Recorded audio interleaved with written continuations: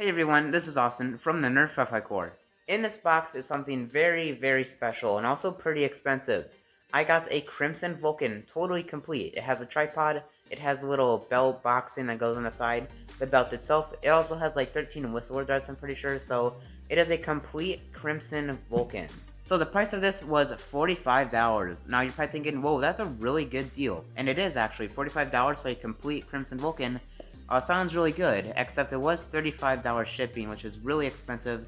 I'm assuming that's just because it's such a large blaster. But, yeah, with the shipping and the tax and everything, it ended up being about $86. So, really expensive. But honestly, I think that's worth it for a complete Crimson Vulcan. Like, I think I've seen just the Vulcan alone go for, like, almost that much. So, like, pretty good. In fact, maybe even more expensive than $86. I've seen some pretty expensive listings for Crimson Vulcans, because they are really rare and stuff. So, honestly, that's not that bad, and I'm just super excited to open this thing because it's also in pretty nice condition, at least from the pictures anyways. So, really, really excited to open up this Crimson Vulcan. So, let's get it open.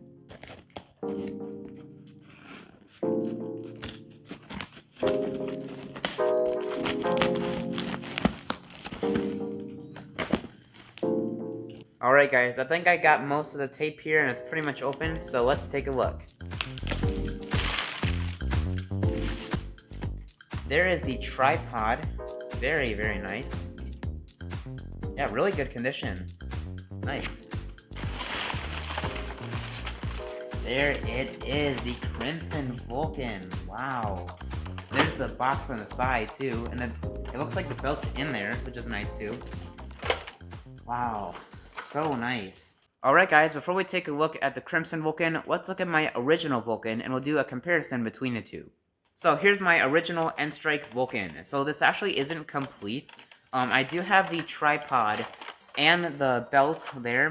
However, I don't have the little box thing that goes on the side here that holds the belt into place, which did come with my Crimson Vulcan.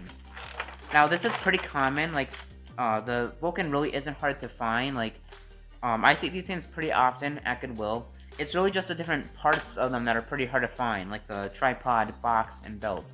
Those things are the items that are pretty hard to find, but the Vulcan itself is actually quite common. Now the Crimson or Red Strike Vulcan is very rare to find, even just by itself, but I got mine complete. So let's take a look at the Crimson Vulcan. Alright guys, here is the Red Strike or Crimson Vulcan EBF-25. This thing looks so cool. I love the red on this thing. It really looks nice. And not gonna lie guys, I was kind of worried that I would maybe receive like a fake or something. Just because there are people on like online shopping websites like eBay and stuff who will try to scam you. They will paint like the normal version of the blaster to make it look like this rare one and then sell it and make a big profit off of it, which is really unfortunate that people do that. Now, I could tell from the images of this listing that it was actually real. Like, I could tell that it was real. It's just nice to have it in my hands so that I can really tell that it is genuine, and it's just so cool. I love it so much. This is so awesome. I would definitely say this was worth the $86 with the shipping and everything. So, here's the tripod. Looks pretty nice, and it does work. We have the little box on the side. Now, this is actually kind of new to me because I don't even have the normal version of this. So, to see the Crimson version is pretty awesome too. And, yeah, pretty neat. Really, this whole thing is just so awesome. And also in pretty good condition too. Like, actually, I'd say this is in better condition than my normal Vulcan too. Also, the belt is inside. If I open this up here. Here is the belt, which is pretty nice. And yes, it does have those 13 whistler darts, so let's take a look at those. Here's the 13 whistler darts. So condition-wise, I'd say that these are actually pretty good. There are a couple that aren't that great, but not a big deal. Still really nice that these were included because they could have included no darts. So I guess a pretty nice bonus, which is pretty cool. And I think that's pretty much about it to talk about for this blaster. I mean, it's in good condition, and it does work, which is great. So I guess let's just do a little firing test.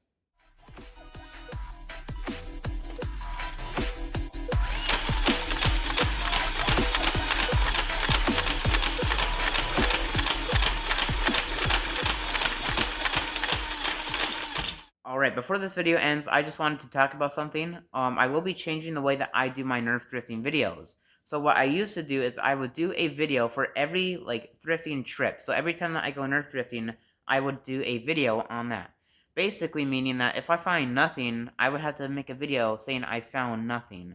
And honestly, I don't like doing that. I think it's really pointless, and I just never liked doing it.